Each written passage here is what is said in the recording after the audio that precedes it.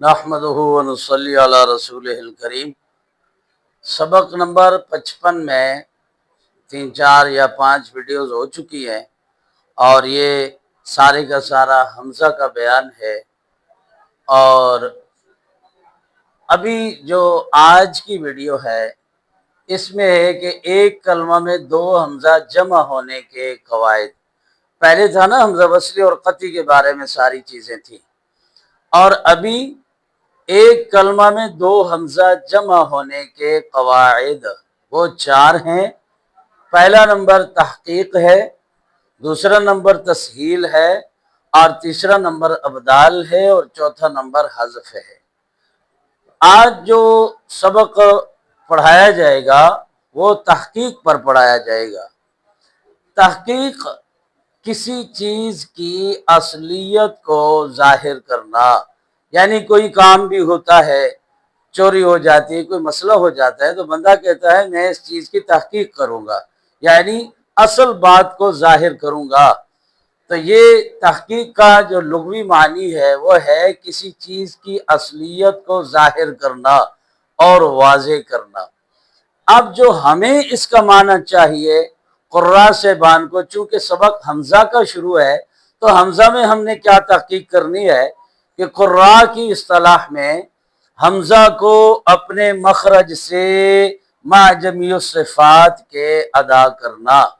اب قاریوں کی اصطلاح میں حمزہ کو اپنے مخرج سے، یعنی اس کا مخرج کیا ہے؟ اقصی حلق، یعنی سینہ کی طرف والا حصہ، یہاں سے حمزہ کو نکالنا، یہ تو ہو گیا مخرج، نکلنے کی جگہ حمزہ کی نکلنے کی جگہ کیا ہے؟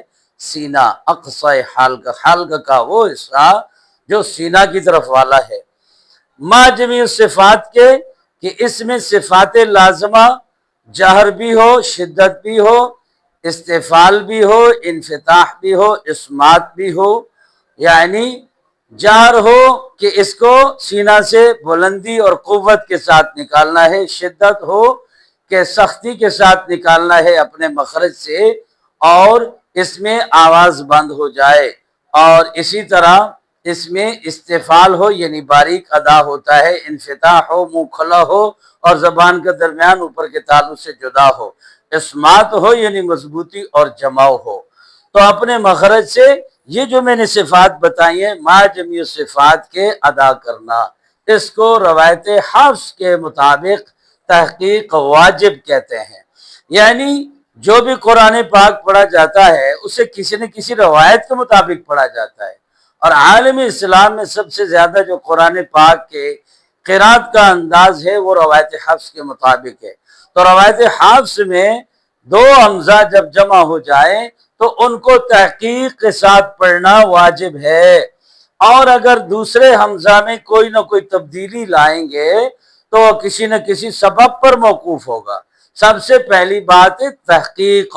مثال کے طور پر نون ساکن تنوین کے 4 قواعد پڑھے نا، تو اصل اظہار ہے، بعد میں کسی نہ کسی سبب کی وجہ سے، یعنی اظہار نون ساکن تنوین کا اظہار، یہ اصل ہے۔ تو اب نون ساکن تنوین کے بعد کوئی سبب آیا اخفاء کا تو اخفاء مع الغنہ ہوگا، اقلاب کا کوئی سبب آئے گا تو اقلاب مع الغنہ ہوگا، ادغام کا کوئی سبب ہوگا تو ادغام مع الغنہ ہوگا، ورنہ اظہار اصل ہے۔ اسی طرح دونوں حمزہ میں تحقیق اصل ہے، اس قانون کے مطابق ان حمزہ کو پڑھنا، اور دوسرے حمزہ میں کوئی نہ کوئی اگر تبدیلی ہم نے لانی ہے تو کسی نہ کسی سبب پر، کسی نہ کسی قانون پر مبنی ہوگا۔ لہذا یہاں جو بھی حمزہ آپ کے سامنے پیش کیے گئے، ابھی یہ کلمہ کے شروع میں ہیں 2 حمزہ، تو اس کو ہم نے تحقیق کے ساتھ پڑھنا ہے۔ مثلا تم، اب اس کے دوسرے حمزہ میں بالکل نرمی اختیار نہیں کرنی، اس میں تبدیلی نہیں لانی، بس جیسے حمزہ اپنے مخرج مع جمیع صفات کے ادا ہوتا ہے اس طرح نکالنا۔ تم، اقررتم، اب یہاں تو شروع میں تھے، اب درمیان میں آ گئے اس کلمہ میں۔ جاء امرنا اذا جاء اجلهم، اب جس انداز سے میں نے حمزہ تحقیق کے ساتھ آپ کے سامنے پیش کیا آپ بھی جب حمزہ قرآن پاک میں آئے، بے شک اکیلا ہو یا دو جمع ہوں، تو ان کو خوب تحقیق کے ساتھ پڑھنا ہے۔ کوئی تبدیلی اگر لانی ہے تو وہ آگے 3 قوانین ہے۔